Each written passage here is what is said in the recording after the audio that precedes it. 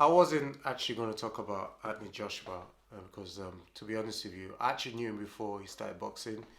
So I've been watching him since the amateurs or the Olympics and that.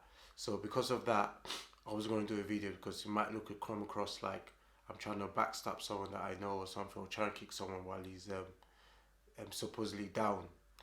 Um, but I've got to keep the same energy and talk about this fight. I mean, a lot of people just kept on asking for my opinion. A few people told me to actually do a video that should just say what I feel because I'm always honest and everything.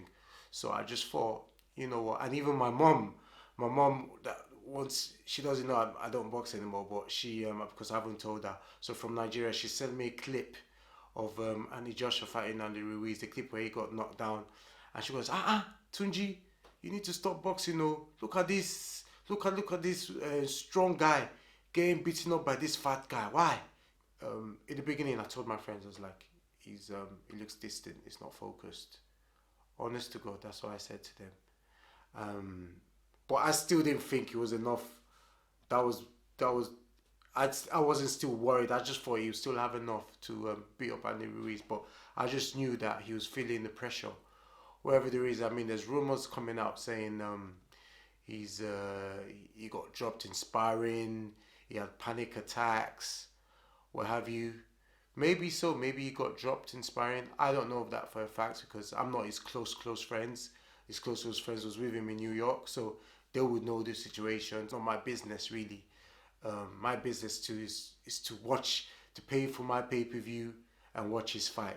You could see he was a little bit anxious because he neglected his jab. He tried to go for a lot of the hooks, but all that to me doesn't matter really. How you feel, the rumors, if you felt under pressure. We don't even know what sort of pressure Andy Ruiz felt. We don't understand if he got beaten up in sparring or whatever. The fact that he got into the ring to fight, I mean, and Andy Joshua will be the first person to tell you no excuses. He's told me that before. You know what it is when you're a fighter, there's no excuse really. Yeah. So I think he's taken a loss, he took it well and he moved on. Like he had a win against Marius Wack, but I think he has some issues, Yeah. but he would love a rematch. Before the fight, all through the press conference, Joshua was relaxed. Andy Ruiz was like, he looked more like a fan holding his belts, and you could see Joshua in the background shaking people's hand. Didn't even care what Andy Ruiz was doing. He was just like, yeah. But obviously, it doesn't matter how you feel the day before the fight or whatever. It's how you feel when you start that ring walk and when you get in the ring, and suddenly that sort of feeling, you feel the anxiety kicks in, and I think that's what happened. The anxiety kicked in. That's why he's throwing that left hook at first. So when he went back to the corner in the first round, you hear his trainer Ron McCracken saying, "We don't need that left hook here. Just keep on using the jab. Use the jab first." So I mean, that to me sounded like a good advice. I mean, for those people that saying he should train out. Hold on. This is his first L. You don't know whether it's to do with his trainer, whether it's to do with him. I would like to see the second time. I'd like to see him come out the second time before we start making all those decisions whether he needs a new trainer. And who else? When you say he needs a new trainer, give me the other names you think you should. And Joshua could be hurt, especially through the right hand side. He's been hurt through left. He's been hurt a few times from left hooks. Dylan White hurt him. Povetkin in the first round gave him a combination, and landed with a left hook, and that got actually Joshua's knee to dip. And obviously we've seen what happened with Andy Ruiz. That left side, that right hand, that's the right hand. The left hook is another factor. As solid as he is, there is vulnerability there especially from that side. I mean, I see him doing a lot of exercises to do with his neck and everything. That helps. But the punch that actually hurt him wasn't the punch that hit him in the jaw. He hit him in the top of the head, so he really messed up equilibrium. Sorry, I can't pronounce that. That's the sort of shot that started the beginning of the demise of David Price. The top of the head, he just ruins your whole balance. And I felt that that was the beginning. That was one of the main reasons Andy Joshua took that L. We've got to give Andy Ruiz credit. We've got to give it to him. He came. You don't know what sort of pressure he was going through. People telling him every time you're going to go within 3 rounds. He believed in himself, so he walked in the ring and did it. One of the main thing I thought was the reason why he lost that fight was, one, he was anxious, and two, he was trying to impress everybody, trying to go for the knockout, and that was his demise. His success in the past has assisted him, well, no, has been a detriment for him in this fight. He dropped Andy Ruiz in the 3rd round, right? And after that, he went for the finish. Now, with Andy Joshua, that was a mistake of trying to go for the finish and explode of Andy Ruiz, because in the past it's happened before. He dropped Vladimir Klitschko in the 4th round, I believe, and he tried to explode on him after trying to get rid of him. But at that time, at that world level, these sort of guys, it's not easy to just bowl them over so quickly. At that sort of level, there's still a little bit of juice in them. So with Vlad, he tried to explode of him, and when he didn't get rid of him, the next round, or the next couple of rounds, he was tired because he exploded, and there was still life in them. And Vladimir Klitschko dropped him in the right hand. So that should have been a lesson to him. But the pressure of, Deontay Wilder finishing Dominic Breazeale in the 1st round, he might not subconsciously. He just went to prove to like the zone and everyone that, yeah, I'm that guy. I'm number 1 out of the top 3. I could get rid of this world class opponent in the early rounds. So the same mistake he did with Vladimir Klitschko was the same mistake he did with Andy Ruiz. Andy Ruiz got knocked down. He got back up, and there stood a little bit of juice with him. And the thing about Andy Ruiz, he's a responsive puncher. He punches with you. So when you throw punches, he punches. That was his opportunity to throw punches with you. I've seen it against Joseph Parker. He throws punches with you, and he was more beneficial at that point because he's got the faster hands. His feet might not be as fast as Joshua, but because Joshua was trying to explode on him, he was in punching range as well. So if your opponent your enemy is in range for you to hit them, that means you're in range too.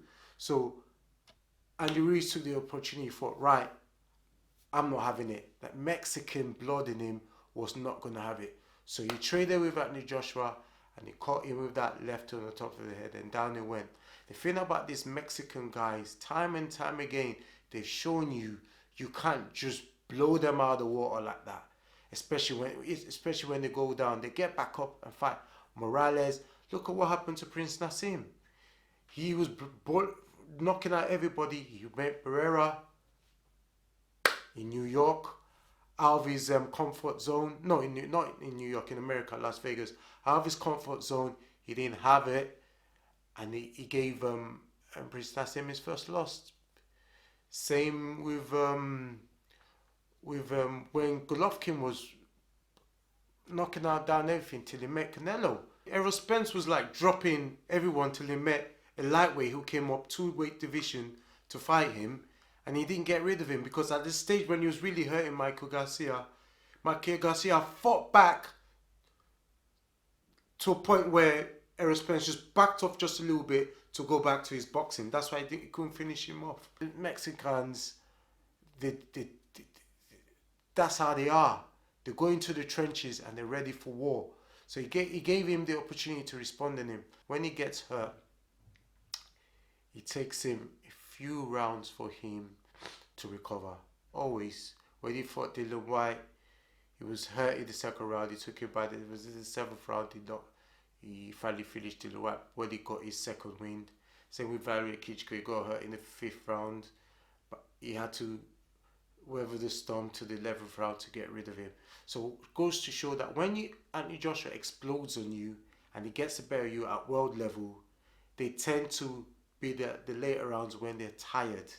You know, with so trying to finish a world level fighter at the third round is a no-no. You have to wait till the tank is a little bit empty. You're beating up all through the rounds. They're a little bit more tired, and it's time for you to explode. Even when he fought Dominic Brazil, he didn't get rid of him till the seventh or eighth round. And Dominic Brazil, he might be a world level, but he's not elite like the rest of them. And another thing is, let's talk about Andy Ruiz. He's had more experience than Anthony Joshua. He's had 33 fights before he fought Anthony Joshua, and Joshua's had 22. Andy Ruiz has had over 100 amateur fights. He's only lost 5. That means this fat guy has beaten over 100 people in the amateurs. 100 people are falling victim to this guy that looks like a bag of milk. So what does that tell you? The guy is special. Anthony Joshua has probably had maybe about, at the most, close to 60 amateur fights. I know he became an Olympic champion, but that is misleading because his experience is he still hasn't got much experience with Andy Ruiz, and plus in all the fights in 2 of the fights in the amateurs were very, very close fights. Against the Cuban Alexander Savon in the first round, and in his last fight against the Italian, they weren't clear-cut victories. So you could still see he's still learning on the job and still getting better. And one of the best things Andrew Ruiz did was hitting Anthony Joshua to the body to stop him from recovering. Especially, Anthony Joshua looked to see if he was by the 5th round, he looked to see if alright then it's time to recover a little bit. Then in the 6th round again, the reason why he got tired was because Andrew Ruiz was banging him into the body, softened Anthony Joshua a little bit more, and ruined his road to recovery. And in 7th round, he got dropped twice, and the referee stopped the fight. Now, the people saying Anthony Joshua quit. Did he quit? I can see where people are coming from, but I see it like this. He got dropped 4 times and he got back up. He got dropped 4 times and he got back up. When the referee said, "Do you want to continue?" he said yes. How can you say a man quit? Now, you could turn around and say, well, he dropped his gum shield and he walked to a corner. Yes, he did. And there's little tricks you do sometimes to try and buy yourself time. And I think that's exactly what happened. If you go on YouTube, one of the best fights in a century is Diego Corrales against Castillo. Castillo dropped Diego. Diego was down and out, tired. He dropped his gum shield to buy some time. So the ref, they took his gum shield to wash it up and put it back to him after fight. And at the end of the fight, Diego won the fight. Corrales won the fight. I felt like Anthony Joshua was so tired. He was just trying to buy himself time. He got knocked down first time. He didn't take him long to get knocked down the second time in the 7th round.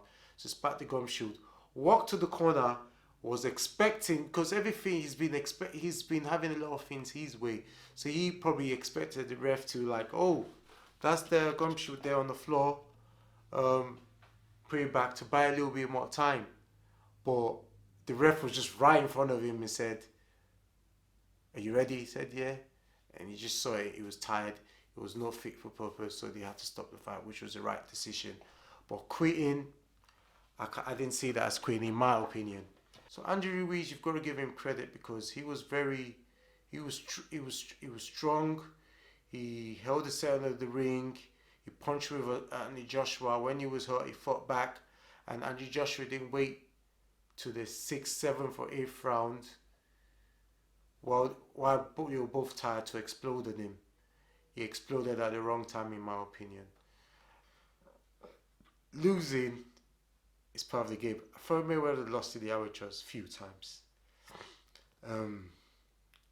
Lomachenko has lost. Oh, they see I'm trying to keep my well, because someone lost you, they think they finished. No. You need more than one fight. You need more than 2 fights. History shows you need more than 3 fights to know if someone is finished.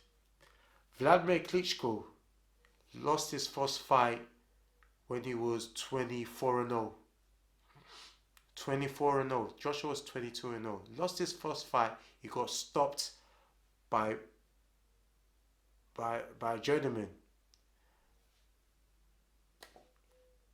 Then he got stopped again in his 40th fight against Corino Sanders. Even his brother was trying to tell it at that time, was telling him to quit, that he's finished.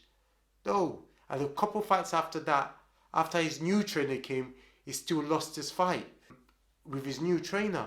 But it took him a while. Anthony Joshua is learning on the job. It took him a while. And all those fights were knockdowns. Vladimir Klitschko, all his losses, apart from the Fury fight, has been losses by TKO. It's part of the heavyweight boxing. Now, Anthony Joshua now, we don't know whether he's finished or not. It's down to him. It's down to how he feels mentally. Now, he could either be a Prince Nassim, David Price, or a Vladimir Klitschko and Lennox Lewis. We're going to have to find out in the rematch how he feels. And even if he loses that fight, it might just mean that Andy Ruiz has got his number.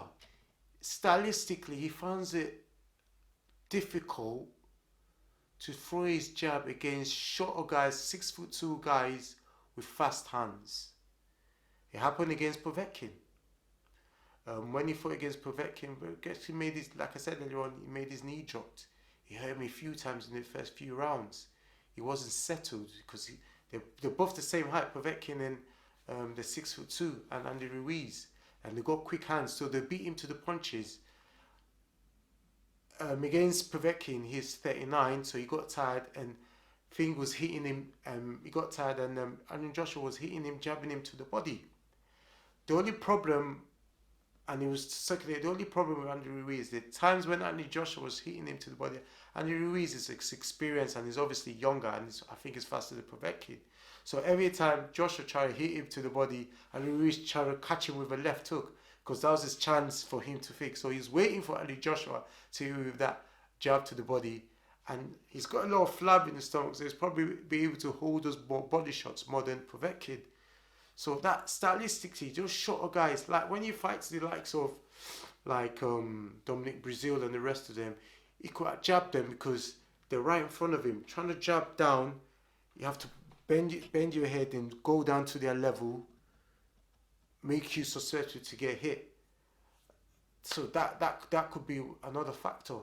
The height of a world-level guy, 6'2" with fast hands, who will always beat you faster to punch. We all know now, Deontay Wilder, if he lands on that shot, if he lands on Anthony Joshua, he could have. But same as Anthony Joshua could have boxed him. Deontay Wilder has been boxed so many times by Washington. Gerald Washington was outboxing Deontay Wilder before Deontay Wilder got the wind of him, and he hit him with that shot. So Anthony Joshua could easily hurt Wilder before Wilder hurts him. Why didn't he drop Joseph Parker like how he dropped Anthony Joshua? One, Joseph Parker might have a stronger chin than him, and two, Andy Ruiz has been used to fighting guys much taller than him. He did from when he was younger as an amateur. So it's easy for you.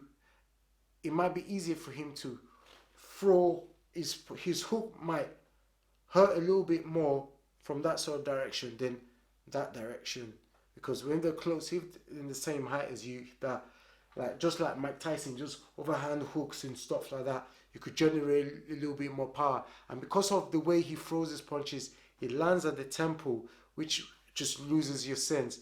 And all through that fight, after the first knockdown, he was clearly concussed. You could tell that in the interviews, everything. He was clearly concussed. Yeah, like I said, he was clearly concussed. He got 4 times while concussed, and you try and tell me man quit. He didn't quit. By his 18th fight, Anthony Joshua, because of how big he's become, has turned into a 2-fight-a-year sort of fighter. I don't know how many people in that 18th fight has become a two fight a year sort of fighter while still learning on the job. It's got his success because it's big and is a big event. That's like how life is, you know, and he's still gonna learn the job. Do I think he's gonna lose in the future? Most probably. Lennox Lewis lost a couple of times. Vladimir Klitschko, like I said, Vitaly Klitschko's lost a couple of times. Is the heavyweight division. If Floyd Mayweather was a heavyweight, he would have. Definitely Mayweather would have lost. Some of the shots that I remember when Maradona caught him in the Mayweather Maradona 2 fight. If that was a heavyweight weight, he would have gone to sleep. When Sugar Ray boxed him as well, when he caught him with that right hand, he would have gone to sleep. Some scary moments there. Because it's a welterweight, he was able to hold the punches. Is Anthony Joshua gonna win the fight next time? Well, I'm not gonna disrespect Andy Ruiz anymore. But there's one thing, in my opinion, there's one way you could look at it, and I'm just only going by history. After Vladimir Klitschko was knocked out by the third time, he had to adopt a different style, the boring and jab and grab. Could he adopt that style? We don't know. I know the fans, he wouldn't be able to sell 90,000 people in the stadium with that sort of style. People will start dropping, but it's all about getting the W, but it's down to him and his team how they want to do it. It's going to be a little bit more boring in the future. Tyson Fury had to adopt that sort of style, just that boring style, flick his shots and start moving against shorter fighters. His fight against Tyson Fury against Derek Chisora, number 1, was more of a war. Number 2, he made a snooze fest. He didn't let Derek Chisora get close to him. But if I was going to make that prediction about Anthony Joshua against Andy Ruiz, I tell you what, I am one of those sort of people that my prediction, 90%, I'm always right. But in the last few years, I've missed out. I'm saying of my prediction has not been point, and I'll tell you which ones. There's 3 main fights. Tony Bellew against David Haye, Wilder against Fury. I thought Wilder was going to destroy Fury because of the time he's been away from fighting. And 3, this fight, Andy Ruiz against Andy Joshua against Andy Ruiz, heavyweight fight. You could not play with heavyweight boxing. You're one punch away from a disaster.